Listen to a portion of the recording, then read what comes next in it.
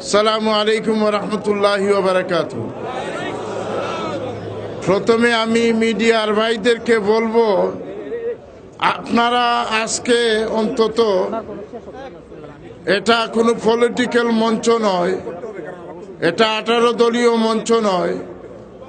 এই মঞ্চ যদি আওয়ামী লীগের মুসলমান আল্লাহর রসুলকে ভালোবাসেন উনাদের জন্য, এই জন্য আপনারা নিরপেক্ষভাবে আমাদের এই আইটেমকে আপনাদের টিভিতে জারি করবেন। আর যদি করেন না, যদি বেঈমানি করেন মিডিয়াওয়ালারা, আপনাদেরকে বয়কট করবো ইনশাআল্লাহ।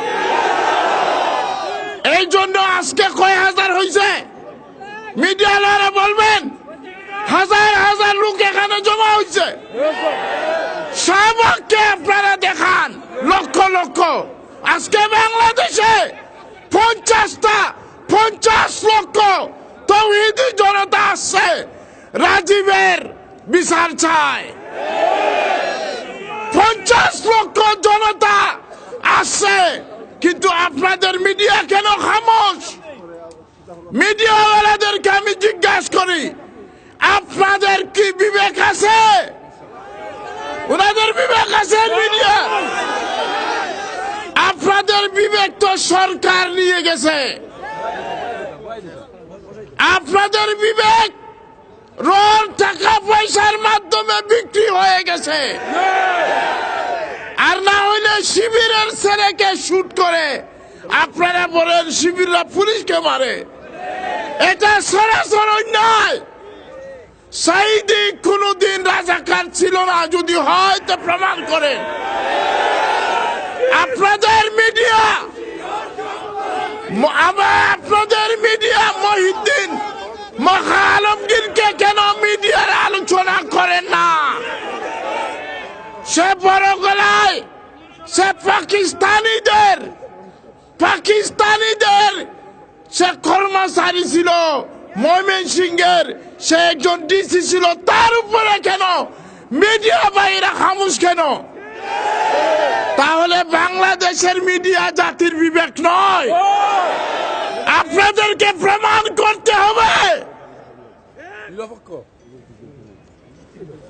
2 নম্বর হলো, আজকে যদি হাসিনা সত্যিকারের মুসলমান হন, এবং আমি একথা বিশ্বাস করতে চাই যে উনি মুসলমান, তাহলে রাজীবকে ঘোষণা দেন মুরতাদ। উনার বাবারে কেউ যদি কটূক্তি করে, গালি দেয়, আমিও চাই না উনার বাবাকে গালি দিতে, কিন্তু উনার বাবারে গালি দিলে উনার এই তেলে বেগুনে হয়ে যায়, রাষ্ট্রদ্রোহী হয়ে যায়। আমার নবীর বিরুদ্ধে গালি দিয়েছে অতীতে, বর্তমানে, কিন্তু এখনো হাসিনার ইমানের কোনো প্রমাণ আমরা পাচ্ছি না। এই জন্য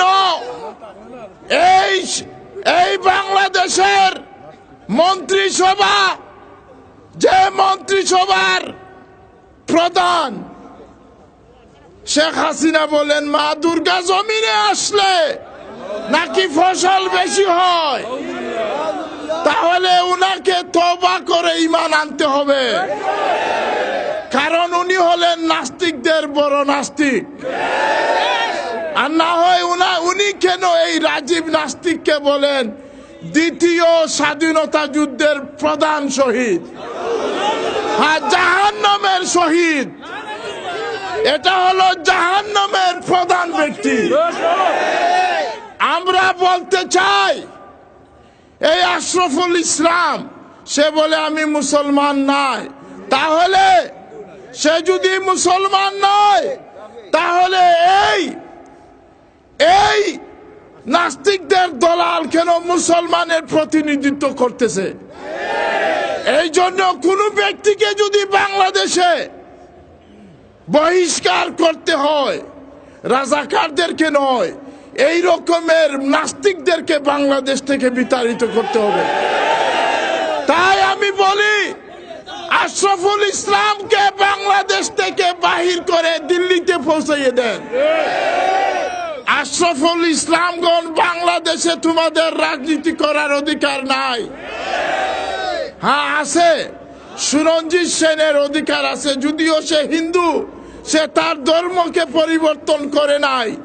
তুমি আশরাফুল ইসলাম, আবুল বাল, এরপরে এই যে শওকত, এরপরে শহরিয়ার কবির, মুনতাসির, এরপরে জাফর ইকবাল, এই রকমের নাস্তিক মুর্তদের মন্ত্রিসভা এবং এই যে আপনার এই সংসদ, এই ইনু বিনু তিনু, এই সমস্ত নাস্তিকদেরকে বাংলাদেশে ব্যান করতে হবে। যদি কোনো পার্টিকে ব্যান করতে হয় তো নাস্তিকের পার্টিকে ব্যান করতে হবে।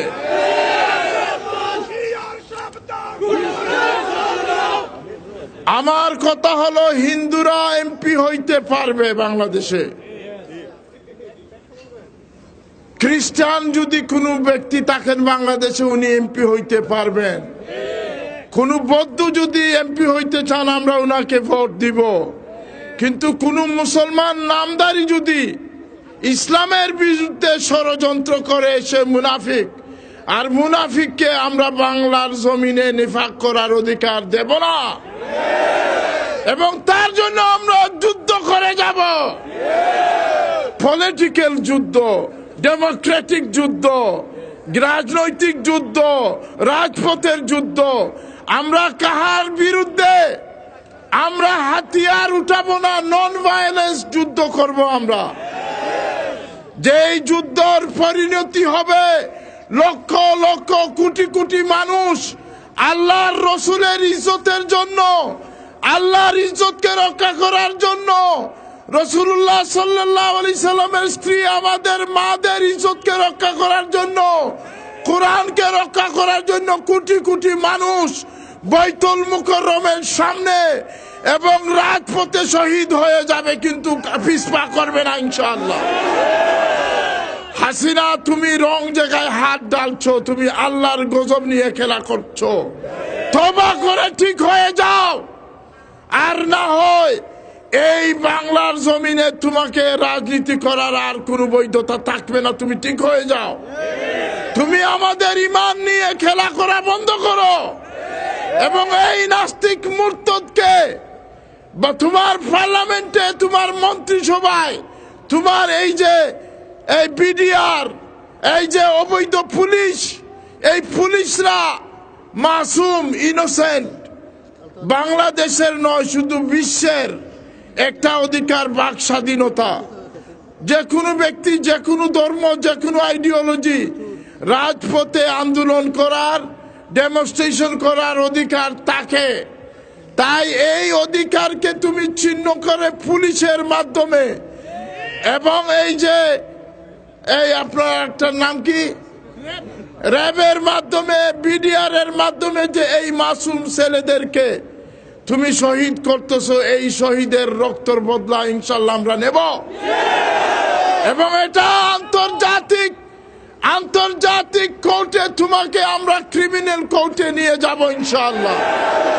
এবং একদিন তুমি এবং তোমার পার্টি এবং তোমার মন্ত্রিসভাকে আমরা ইনশাআল্লাহ ট্রাইব্যুনাল কোর্টে তোমাদেরকে আসামি বানাবো ইনশাআল্লাহ। এখন ফাইনাল যে জিনিসটা আমার, এটা হলো যে এই দুই একটা কথা বলে আমি শেষ করে নিব। এই যারা ব্লগার, এই ব্লগারের মধ্যে একটা বলছে বাংলাদেশের সমস্ত মসজিদকে জ্বালিয়ে পুড়িয়ে শেষ করে দাও। আরেকটা ব্লগার বলছে কোরআনকে ব্যান করতে হবে, কোরআনকে অবৈধ ঘোষণা দিতে হবে। আরেকটা ব্লগার বলছে আল্লাহ নাকি তার খাটের নিচে বসে গাঁজা টানে। এই রকমের এই হারামি, এই মুনাফিক, এই নাস্তিক, এই সরকার যদি এই নাস্তিক মুরতাদকে যদি শাস্তি না দেয়, আমরা আজকে থেকে ঘোষণা দিলাম মুসলিম বিশ্বের দ্বিতীয় বড় দেশের মধ্যে আওয়ামী লীগের রাজনীতি করা অবৈধ হয়ে গেল। আজকে থেকে আমরা ঘোষণা দিলাম এই রকমের নাস্তিকের পৃষ্ঠপোষককে বাংলাদেশে রাজনীতি করা অবৈধ আমরা আজকে থেকে ঘোষণা দিলাম ইনশাআল্লাহ।